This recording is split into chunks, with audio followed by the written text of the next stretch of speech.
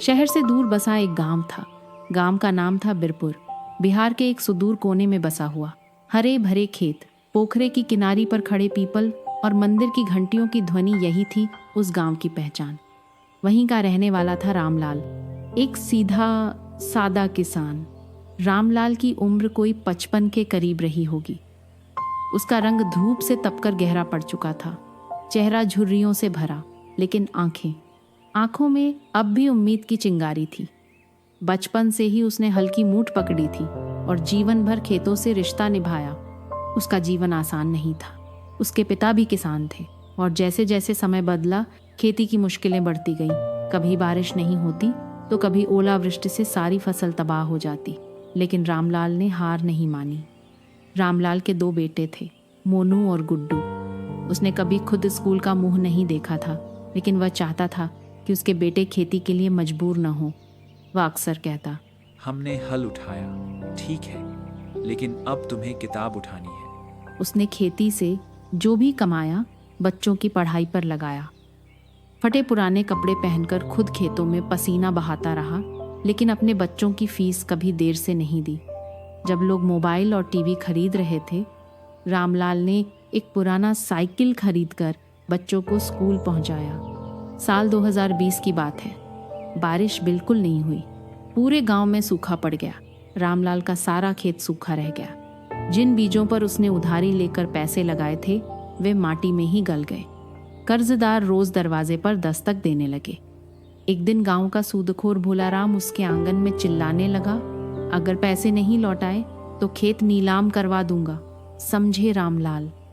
रामलाल चुप रहा, उसका सिर झुका रहा, लेकिन भीतर कुछ टूट रहा था। वो किसान था, लेकिन अब लगने लगा कि ये धरती भी उससे रूठ गई है। उस रात रामलाल ने चौपाल में जाकर गांव के दूसरे किसानों से बात की। हम सब अलग अलग लड़ते हैं, इसीलिए हारते हैं। क्यों ना हम मिलकर खेती करें, बुआई, सिंचाई, सब कुछ। शुरू में लोग हंसे, लेकिन जब रामलाल ने अपना प्लान बताया, टपक सिंचाई, जैविक खाद और मंडी तक सीधी पहुंच, तो कुछ नौजवान किसान उसकी बात मान गए। रामलाल ने अपने खेत को प्रयोगशाला बना दिया। उसने रासायनिक खाद छोड़कर गोबर की खाद और नीम की खली का उपयोग शुरू किया।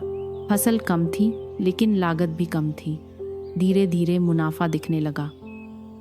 3 साल बाद बिरपुर गांव का नाम पूरे जिले में हुआ।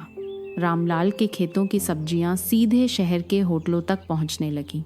जिला अधिकारी भी एक दिन उसके खेत पर आए और कहा, आप जैसे किसानों के कारण ही देश का भविष्य उज्जवल है। रामलाल को जिला स्तर पर श्रेष्ठ कृषक का पुरस्कार मिला। उसके बेटे अब कॉलेज में थे, लेकिन जब भी छुट्टियां होती, वे खेतों में आकर पिता के साथ काम करते। लेकिन संघर्ष खत्म नहीं हुआ था। रामलाल का छोटा बेटा गुड्डू अब बीसी एग्रीकल्चर कर रहा था। वह चाहता था कि गांव में एक कृषि प्रशिक्षण केंद्र खुले, जहां किसान नए तरीकों से खेती सीख सके। रामलाल ने अपनी जमीन का एक टुकड़ा इसके लिए दे दिया। उसने भोला राम का पुराना कर्ज चुकाकर उससे एक गोदाम बनवाया और गांव के लड़कों को साथ लेकर एक छोटा सा केंद्र शुरू किया। अब गांव के किसान वहां आकर सीखते कि कैसे मोबाइल से मंडी के रेट देखें, कैसे बीजों का चुनाव करें और कैसे जैविक खेती करें। 5 सालों में बिरपुर की तस्वीर बदल गई थी। जहां पहले लोग पलायन करते थे, अब बाहर से लोग यहां सीखने आने लगे। गांव के स्कूल में कंप्यूटर लग चुके थे। रामलाल की मेहनत ने केवल उसके परिवार को नहीं, पूरे गांव को ऊपर उठाया था। लेकिन रामलाल अब भी वैसा ही था। सुबह 5 बजे उठकर हल लेकर खेत की ओर निकल पड़ता। खेत उसके लिए पूजा था और मिट्टी उसकी माँ। रामलाल अब बूढ़ा हो चला था। घुटनों में दर्द रहने लगा था, लेकिन जब भी कोई उसे आराम करने को कहता, वह हंस देता, जब तक सांस है हल नहीं छूटेगा। एक दिन खेत में काम करते हुए उसे चक्कर आ गया। बेटे उसे तुरंत अस्पताल ले गए, लेकिन डॉक्टर ने कहा, शरीर कमजोर हो गया है, अब इन्हें आराम चाहिए। रामलाल को घर लाया गया। वह खिड़की के पास लेटा रहा, जहां से उसके खेत साफ दिखते थे। उसने अपने बेटे का हाथ पकड़ा और कहा, हम तो जा रहे हैं बेटा, पर खेत संभालना मत छोड़ना। किसान कभी थकता नहीं, मिट्टी उसे नया जीवन देती है। उसी रात रामलाल ने अंतिम सांस ली। सारा गांव रो पड़ा। खेतों में सन्नाटा छा गया। लेकिन कुछ दिनों बाद गुड्डू ने उसी जगह एक बोर्ड लगाया, रामलाल कृषि प्रशिक्षण केंद्र, एक किसान का सपना जो मिट्टी से जुड़ा रहा।